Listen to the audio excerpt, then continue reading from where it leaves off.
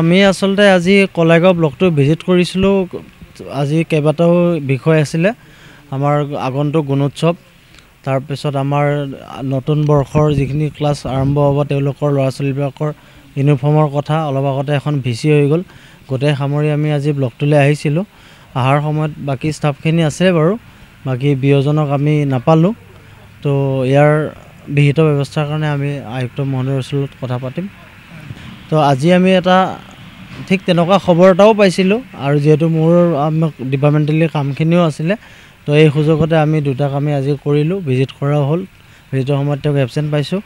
তো তেওঁৰ আগন্তুক আমি কি কৰিব পাৰোঁ উপায়ুক্ত মহোদয়ৰ লগত আমি কথা পাতিম। হ'ব, মই আজি বড়োবুক পাইছোঁ, বড়োবুকত কথা বতৰা হৈছে, আৰু আমি আগন্তুক পৰ্যায়ত তেওঁৰ যিখিনি দায়িত্ব তেওঁ দিবলগীয়া তেওঁ বাধ্য দিব লাগিব, আৰু দিয়াৰ ব্যৱস্থা আমি কৰাই দিম।